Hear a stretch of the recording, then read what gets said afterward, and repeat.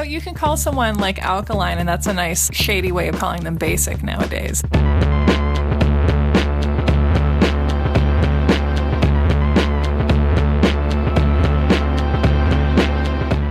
Welcome to You're Wrong About, the show where we watch people make the same mistakes over and over and over again. Oh my God, your taglines are always so good.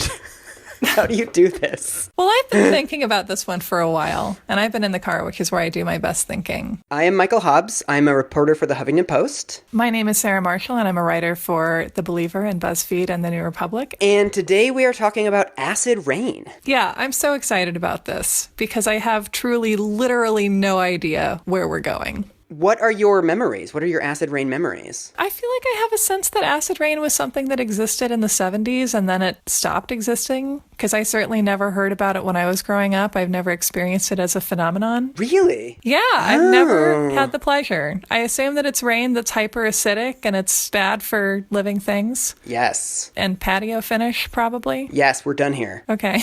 I must have just been right on the cusp then, because I remember hearing about it all the time when I was a kid. This is one of the other determinants for like the different grades in our generational turnover. Yeah. Between old millennial and new millennial. Because you're an elder millennial. You're like one of the millennials who lives in a hollowed out oak tree and who the young millennials have to climb up a mountain to see. As an old millennial, I remember when I was a kid hearing about acid rain all the time. But as a kid, my understanding of it was basically just the two words in that order, that it's rain that's acid. So I thought it was like big balls of steaming goo that were raining down from the sky. Like gack. Yes, exactly. So one of the things that I didn't know about acid rain until I started researching this episode is that acid rain plays a starring role in climate change denial. Oh. It's one of those problems that people on the American left talked about constantly for 10 years throughout the 1980s. And then once it went away, once it got fixed, everyone sort of stopped talking about it. And so now the only people talking about it are the weird climate change people who have this whole elaborate theory about how every decade the environmentalists come up with some fake crisis that they freak the country out about, and then they forget about it. One of the things that they use is they say, well, in the 1980s it was acid rain. In the 1990s it was a hole in the ozone layer. In the 2000s it was global warming, and now it's climate change.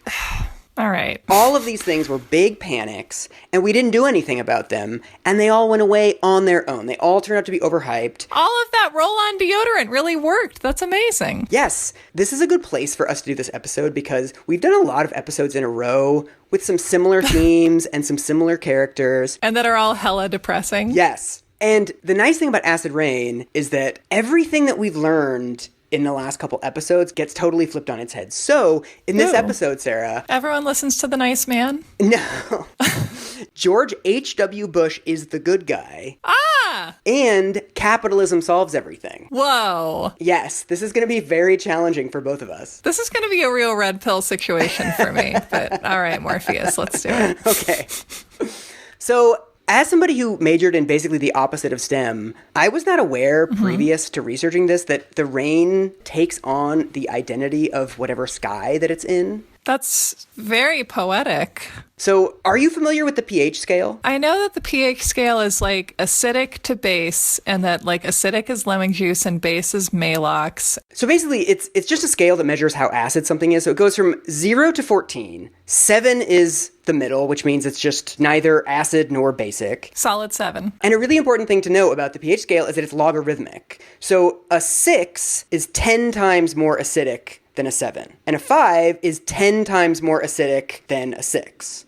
So it doesn't sound like that big of a deal to say that something goes from 7 to 5 on the pH scale. Like, whatever, it's only two numbers, right? 7 to 5. Right. But that means it's 100 times more acidic. Yeah, it is quite alarming. So the line between lemon juice and battery acid is only one tick on the pH scale. Oh. Lemon juice is 2 and battery acid is 1. Mm-hmm. So that's the first thing you need to know. The second thing you need to know is that rain takes on the characteristics of the particulates that are in the air. So whenever water evaporates from the ocean or evaporates from a swimming pool or a sink or whatever, it evaporates pretty pure. It evaporates at around 6 on the pH scale. But then what happens is as the water vapor goes up into the sky, it touches other chemical compounds. When it comes back down, it brings those chemical compounds with it. Mm-hmm. So if it touches sulfur dioxide or nitrogen oxide, it comes down as a little bit more acidic than when it went up. Does that make sense? Yeah, because it like gets up and attaches itself to all of the weird shit it finds in the air, and then that all comes down together. Yes. Everyone makes friends up there. So acid rain is a naturally occurring phenomenon. When volcanoes go off, they blow a ton of sulfur into the sky, and that causes the rain to take on the sulfur, and then the rain gets acidic. So there's an extinction event that happened before the dinosaurs all died out about 250 million years ago that might actually have been caused by acid rain. Wow. So 90% of the life on Earth died 250 million years ago. And it might be because of these giant volcanoes in Siberia that went off and made the rain so acidic that fucking everything died. Well, it makes sense that we would be so concerned. Ants also produce a ton of acid. Ants? Yes, ants also give off this sort of cloud of acid when they're threatened. Oh, I've threatened an ant before. I know all about, the weird smell. So all of this stuff about sometimes rain is basic and sometimes rain is acid. All of this stuff was known in the 1800s. 1852, they realized that rain is slightly more acidic in some places than in others. No big whoop, it happens. Okay. And so as places like Pittsburgh come into existence, people are like, well, it makes sense that the rain is a little different around here. So then we fast forward about 100 years, and in the 1950s and 1960s, scientists in the US, Canada, and Europe start noticing all of these dead lakes. Lakes that, when you look at them, they look totally normal, but there is no life in them. And they start to get really concerned about what actually explains this. And so there's all these studies that go on, and they take 1 million samples and whatever. And what they realize is, over time, the rain has been getting more and more acidic. So since the 1940s, the rain has been getting 2% more acidic every single year. In this way that, of course, it's invisible, nobody really notices, it doesn't cause any health effects, it doesn't taste any different. There's no reason why you would notice this. And they figure out that the acid rain is essentially spraying a lake with pesticides, or like a forest or a field. You're essentially changing the entire balance of an entire ecosystem without any thought to what you're doing. And it's gotten to the point where it's bad enough to start killing off the whole ecosystem. Yeah, what's really interesting is you think of acid and you think of the blood of, the alien in Alien, like it burns through your skin. That's exactly the first thing I thought of. And it's much more subtle and much more interesting than that, in that a lot of fish can survive in bodies of water that are under 5 on the pH scale, but they can't reproduce. They can lay eggs, but then the eggs just never hatch. So the fish are going through this children of men type experience. Yes. And this is one of the reasons why it takes so long to figure out, because you look at the fish and you're like, well, this is a normal fish. There's no reason why it shouldn't be able to reproduce. And it's not even that every fish, their eggs don't hatch. It's just like the hatcheries are dwindling. It's less and less every year. So it's one of those things that because it's so slow and because it's so invisible, you're like, is this a thing, or is this just a freak event? What's actually going on? They also, later on, they figure out that all kinds of fish use chemical signals to warn other fish of predators. Like if you run from a predator, like a shark is about to attack you or whatever, you give off this cloud of chemicals that warns other fish, hey, there's a shark in the area. Acid waters mess with those signals. So again, in this very invisible way, it just means more fish are getting eaten by predators. So it is like the fish are living in this long period of terror and confusion and gradually dying off. Yes. Partly because of physical mutation and also partly just because life becomes so much more stressful. Yeah. I mean, the impacts of acid rain are massive. Like, it affects the soil, like the worms in the soil. There's then, in 2010, actually, they figured out that was messing with the birds. So the birds are eating acid worms, and the birds are laying eggs with, I think the shells are too thin or too thick or something. And then all these bird species started disappearing in the 60s and 70s, and again, we didn't really know why until 30 years later. Wow. It messes with the coatings on leaves of trees. Soil is really important for all these forest ecosystems, and once the soil gets more acid, then things grow differently or don't grow or grow more rapidly. It just sort of throws this half steroid, half weakening agent into all of these organic life forms that just start to change and mutate in ways that profoundly throw them off. Throws everything out of balance. Yes. The thing that I heard about the buildings when I was a kid was a little bit silly, but they do actually erode buildings slightly more than normal rain. So over time, this is a real thing. It would have been a problem, and especially on bridges. But it's interesting that the memory you have is of everyone being like, the buildings, the bridges, and like actually the toll on animal life was already very visible and very clear. It was the fish and the birds, yes. Yeah. Another thing that it does is it erodes rocks around lakes. So again, in this invisible, very subtle way, it causes more erosion, which causes more particles of rocks to wash into the rivers, which changes the chemical composition of rivers even more. Right. So it's this like spiraling thing where it just creates weirder and weirder and weirder effects the worse it gets. Right, and it's like creating domino effects in all these different directions. Yes. But it's also, because these changes are so subtle and so small, it's sort of a fight between environmentalists. It's like, yes, it's the acid rain. No, it's the hole in the ozone layer. Or no, it's like, there were people that were talking about global warming at this time too. So there's this huge debate among environmentalists and among scientists of what is actually causing these changes and where sort of every issue needs to be on the priority list. It's kind of wrapped up in this much bigger, I don't want to say ecosystem because I'm going to use that word too much, but this list of other environmental issues that are bubbling under the surface at that point. Right. And all these things that people are suddenly noticing for the first time. Yes. And one of the things that I love about this is that acid rain was the number one fight in U.S.-Canadian relations for like 12 years. Really? Yes, because one of the biggest things about acid rain is that acid rain does not fall where pollution is produced. So the chemicals that create acid rain are mostly produced by metal smelting. I don't know why, but that produces a ton of sulfur. Just driving cars produces a bunch of nitrogen oxide, which causes acid rain. And then just coal-fired power plants pump a bunch of sulfur into the world. So based on just normal trade winds, all of these particles get taken to other places. So for all of the 70s and 80s, we were starting to realize that most of the acid rain causing pollution was being produced in Ohio and the Great Lakes states of all the power plants there and all the metal smelting that they were doing for the auto industry. And then all of the damage of acid rain was happening mostly in Canada. Oh, poor Canada. It's like this perfect metaphor of just them having to take our shit. Them just being our long-suffering neighbors. Yes. And the same thing is happening in Europe, where Sweden and Norway are getting 60% of the acid rain that is being produced by Europe. Wow. Right? And very importantly, this is during the Cold War.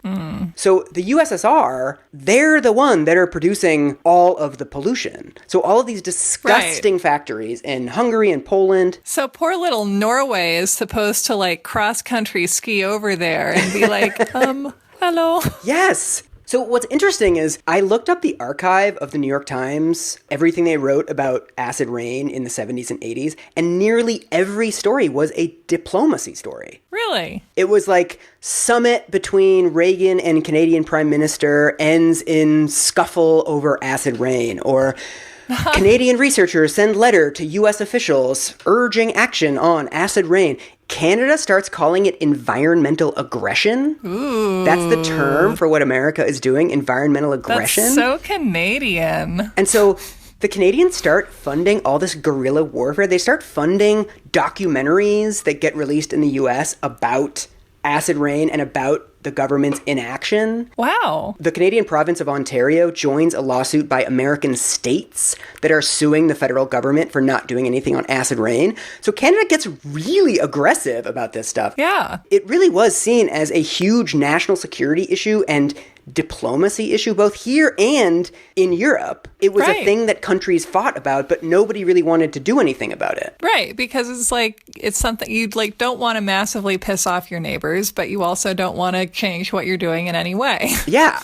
And so weirdly, one of the first things that changed to start fixing acid rain was basically the US helped orchestrate a European agreement on acid rain, because the US saw all this fighting between Sweden and Norway and Germany and the Soviet Union, And they were like, well, if we can get the Soviet Union to come to the table on acid rain, something that is totally morally neutral, it doesn't require them to do anything about their principles, then we can bring them to the table on human rights and nuclear non-proliferation and all this other stuff. Oh, that's very smart. So the US started pulling strings behind the scenes in Europe to get the Soviet Union to come to the table and be like, oh, let's listen to these Swedes. These Swedes are saying, maybe your factories shouldn't pollute so much. Maybe let's just have a little agreement with them. It's not that big of a deal. And they wanted to get these very easy steps. So the first couple steps of this, there was a 1979 treaty in Europe about acid rain, and it was just like, let's share our data. It's easy. We don't even care that you're polluting. Let's just get the same protocols on data. It was these baby steps to get the Soviet Union back into the international community and to start building leverage over them. So acid rain is like your excuse for texting someone. You're like, hey, did I leave my gloves there? You're just like neutrally establishing contact. Yeah. That's adorable. And also the U.S., for this purpose, is also pressuring Western European countries because Germany, or West Germany at that time, and Britain didn't want to do anything on pollution. And so the US, because it wants this big treaty between the European countries and the USSR, starts pushing West Germany and Britain like, hey, maybe you guys should take this issue seriously too. Like, it's a really important issue. Meanwhile, they're doing nothing domestically. Look, we invited everyone to the acid rain party. It's not nothing. Yes. We can just keep setting the Cuyahoga on fire if we want. Yes. And the thing is, it did actually work. They did create a treaty in 1979 that had them start sharing data, and then it became a vehicle for much stricter requirements. Wow. And so throughout the 1970s, as this becomes a diplomatic issue and as this becomes an environmental issue, the public starts to get much more mobilized. So I found this list of media stories that were published in the 1970s, and they all had, here's some of the headlines: Scourge from the skies. Now even the rain is dangerous. Acid from the skies. And Reign of Terror, which is pretty good. Yeah, it is. That was in Field and Stream. That was back when Field and Stream had an investigative unit. There start to be storms. There's acid storms. So some storms are more acidic than others, which is just super badass. That's worrying. Yes, acidic storm. Which sounds like a X-Man. Like a stripper who kills you. But so there's a storm in Scotland in 1974 where the rain is as acidic as vinegar. Whoa. And that, of course, gets tons of press coverage. Mm-hmm. So as this issue gets more media coverage, a backlash starts to form. Let me know if any of this sounds familiar. So there's two arguments that the acid rain skeptics use to say we shouldn't do anything about this problem. Number one, the science is still being discovered. We don't know if acid rain is a problem. Science is unclear. It's very difficult to know. Why don't we wait until the science comes in and then we'll be able to act? So this is an early instance of like a symptom of a polluted climate being brushed off as like maybe it's not a real thing by people who have a vested interest in keeping the capitalist concerns that are creating that pollution going at the same rate that they've always gone. Oh, yeah. I found an article on European diplomacy on this where they mention that in Britain, the Central Electricity Generation Board, basically the people that provide power, would show up at these meetings about acid rain and talk about how acid rain could be a fertilizer because sulfur is an ingredient in a lot of fertilizers. And so why wouldn't you want a bunch of extra sulfur falling on your plants? Why are we all being such whiners about this free gift of nature's own sulfur? And the parallels to climate change are really interesting in that, I mean, you hear almost word for word the same thing, right? That it's never clear what the standard of science actually is. I read this book a couple years ago about the fight over regulating cigarettes, and they noted that we still do not know why cigarettes cause cancer. Really? You can zoom in to whatever molecular atomic level and say, it's still a mystery at that level. We still don't really know inside the nucleus of the atom what's really causing cigarettes to cause cancer, right? So you can always find lingering misunderstandings or lack of understanding. And that's exactly what they did here, where it's like, places that are getting more acidic water have fewer fish, and we have trends from 30 years, and we have ice cores from 100 years ago that show no acid in the water. Like, the amount of information coming in was abundant, and the amount of information refuting that was there never was any, right? It's not like half the lakes were more acidic and they were fine and half the lakes were more acidic and they were dead.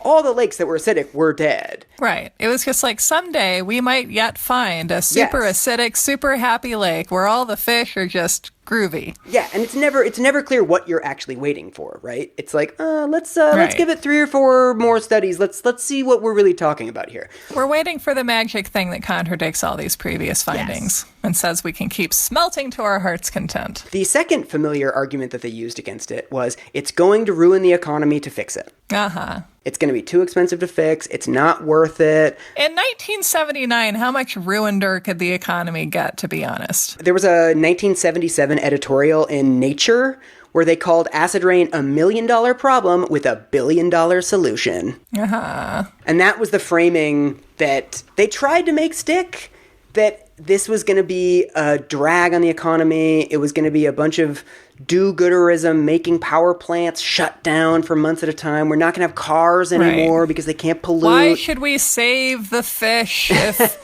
the American man is suffering? And it's like, no, buddy, you got to take care of the fish to take care of the American man. Yeah. It's the long game. So meanwhile, I mean, one of the things that's really interesting is the distinction between Reagan and H.W. Bush. Reagan didn't do anything. Reagan totally swallowed these two arguments that we don't know the science and it's going to be too expensive to fix. So during the 80s, Congress passed 70 acid rain bills and Reagan vetoed them all. He's like, oh, we're still waiting. We don't know. We're going to have to see what the science says, et cetera, et cetera. And just did literally nothing. The Terminator. And the tactics that he used were very Iran-Contra in that there was always something happening that he could point to. He would appoint a panel, or he would have a commission, or he would have an agency doing a survey, or he would have a special envoy. There was always something. He's like, we're moving forward. Pilot program, task force. Yes. Like, he was never openly doing nothing. But all of these task forces basically found the same thing. And he never did anything about it. So there was this 8-year period where, looking back on it, the science was in. But there was all of this manufactured uncertainty. And then what happens, and this is bananas, George H.W. Bush, we have totally forgotten this. I did not know this. During the 1988 primaries, he ran as the environmental president. This was something he wanted to brand himself as an environmentalist. It's wild. I wonder why Lee Atwater didn't focus more on that. I know.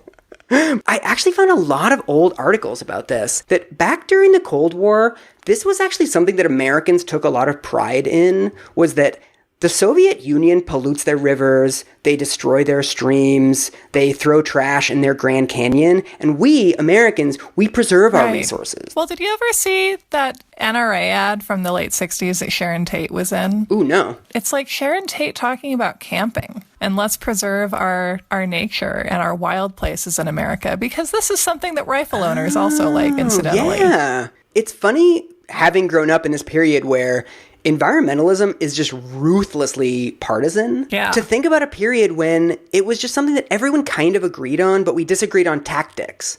It was like, well, obviously we need to protect the environment, but I think we should go a little slower, a little faster. I think we should let the free market decide, or I think we should regulate. It's like these fights about details and not about do birds matter.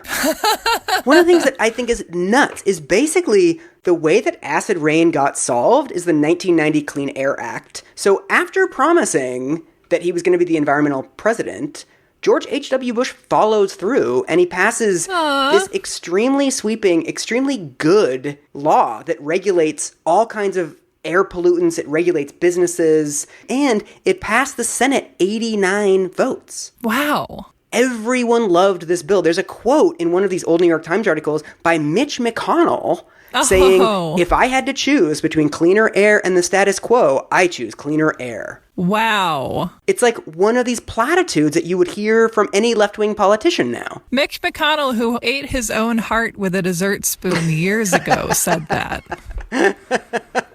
One of the things that's so interesting is in the 70s, Jimmy Carter could get elected the governor of Georgia as a Democrat on environmentalism. Right. That was something that the country would let you do. Newt Gingrich's first runs in the early 70s, he ran as an environmentalist. Really? I mean, one of the things that I think is really interesting is this law, the Clean Air Act, passed at basically the last possible moment that it could. Yeah, so talk about what's happened since then. Well, so the Cold War ended. There's a lot of academic research on this of how Americans became so split on environmental concerns. Famously, there's polls from 1989 that show Americans only have a 5-point difference between Republicans and Democrats should we do more to protect the environment, where basically the whole country is like, yeah, we should. It doesn't really matter what party you're in. And now there's a 28-point difference. Yeah, that sounds about right. The Democrats say yes, and Republicans say, no, we're doing too much already.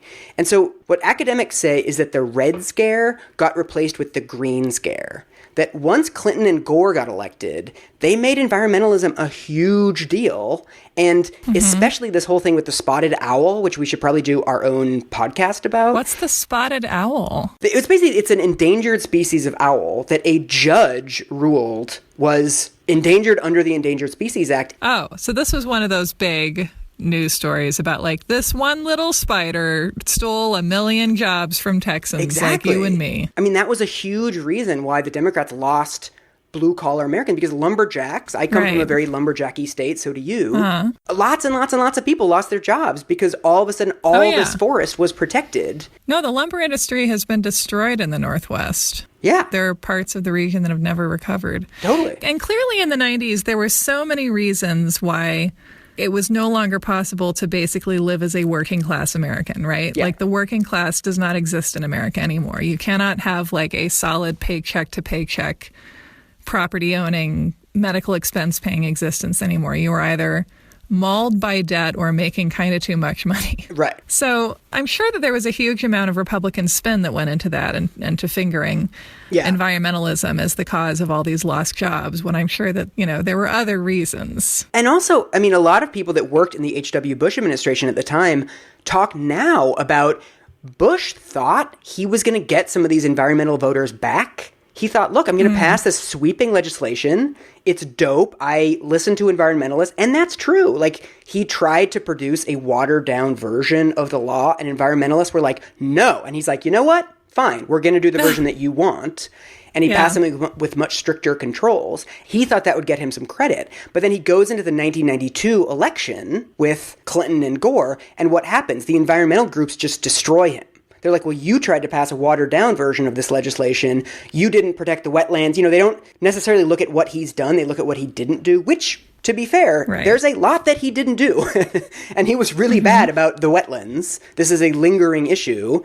So Republicans look at this and are like, well, why should we do anything? Democrats have that issue. Right. It's actually much easier to just demagogue about it rather than do something and try to get credit for something that we're never going to get any of those voters back. So they're just like, why should we do anything not for personal gain? Like, why? It's not like we live on this planet and have any reason to keep it nice. Right. I feel like my memorial to George H.W. Bush is like, you know, you tried sometimes. That's something. We talk so much on the show about how people contain multitudes. And this is someone who is extremely trash in many ways and also did some good things. And just like Lorena Bobbitt and just like Amy Fisher, people are complex and really difficult to reckon with sometimes. I like that you know that like the best way to get me to empathize with a former president is to be like, you know those universally hated girls from the 90s that you love? He's like that.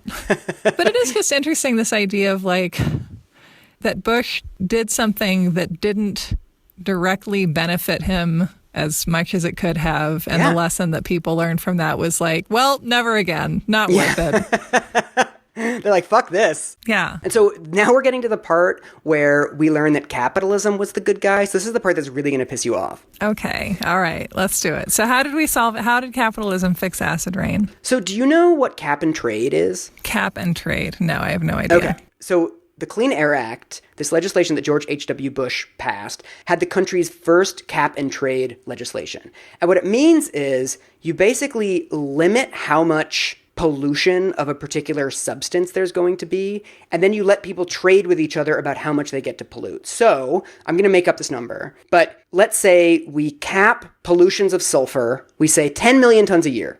all companies in America can only produce 10 million tons of sulfur pollution per year. So you, who own a giant coal plant in Ohio, I'm going to say to you, you get 1 million. You, Sarah, can pollute 1 million tons of sulfur pollution every single year. Thank you. If you go over that, you have to pay a fine. But importantly, if you go under that, you can sell the extra to somebody else. Oh, interesting. So if you can get your emissions down to 900,000, you can sell a permit to pollute 100,000 tons of sulfur to a different company. That sounds fun. So what it does is it gives you the incentive. You make more money if you pollute less. Yes. So this is what it did with nitrogen oxide and with sulfur pollution, that they set a cap. And then they said to companies, if you can reduce your emissions to 0 and you want to sell all of your permits to somebody else, have a blast. We don't care. But this is what the cap is going to be. And then every single year the cap goes down. That seems like a good incentive because it's like you get to go like as your,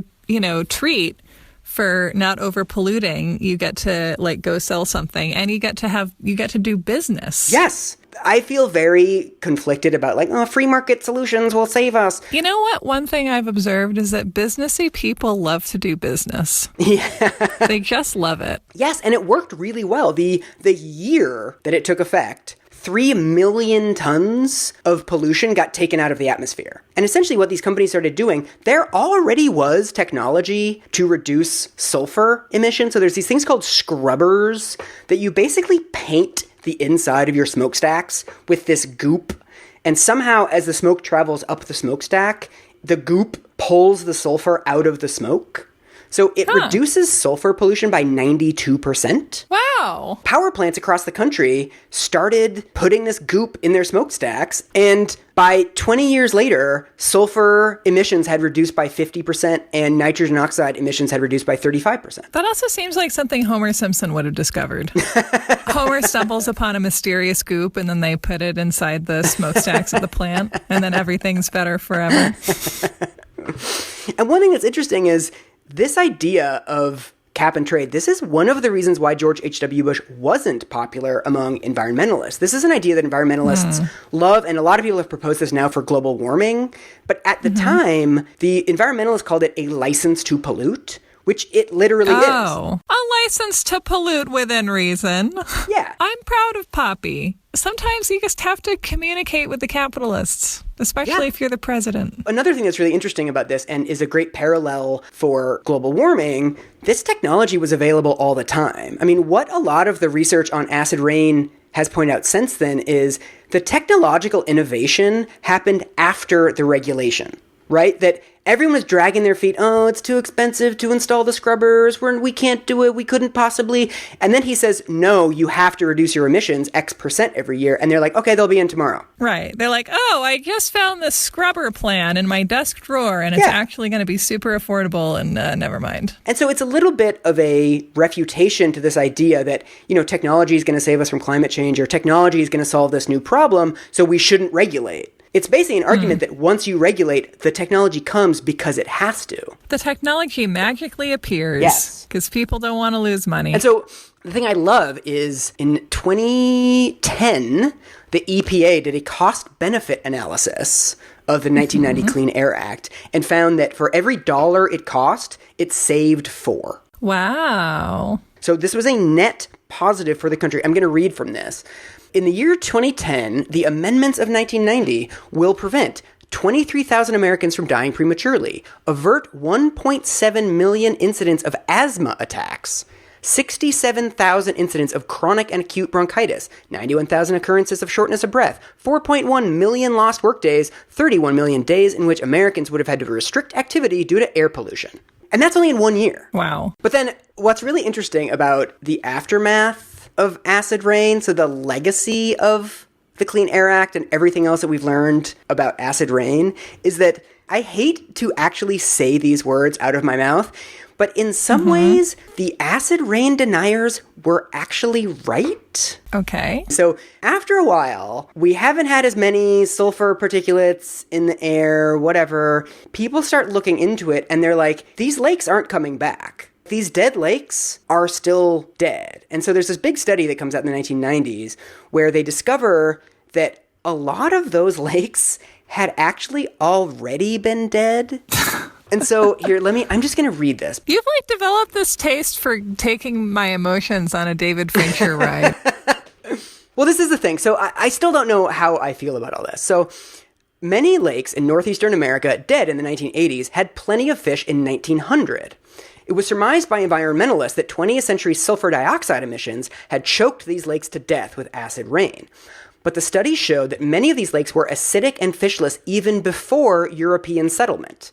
Fish survived better in these lakes around 1900 because of extensive slash-and-burn logging in the area. Oh, wow. Basically, the period in which these lakes weren't dead was only 80 years long, and then they went back to their normal state, which was acidic. So the fish I mourned were never even there. Yeah. This report comes out in the 90s that concludes acid rain was a nuisance, not a catastrophe. And so this is really central to the climate change denier acid rain argument, that we did all of this work and we put all this effort into it. And all we got was a better environment across the board. Well, this is the thing. I mean, this is why I don't accept this argument for many reasons. That I think that they're narrowly right about those particular bodies of water. Right. They're technically right, but they're not meaningfully right. Yes, because first of all, it's not as if we made some big sacrifice as a country and then we banned pollution. Oh, no, we did. I've suffered. We prevented 1.7 million asthma attacks every year. Think of all the asthma we could have had, Michael. I mean, yeah. All the asthma our children missed out on. All the kids who had to play volleyball when they could have been having an asthma attack. And also, one of the things that is really central to this thing of acid rain was a myth all the time is acid rain itself doesn't have any health effects. So we took all this big action, and did we really save any lives from preventing acid rain? No, because acid rain doesn't harm people. But then, of course, acid rain was a symptom of the bigger problem, which was a bunch of sulfur in the air. It's almost like all these things are connected.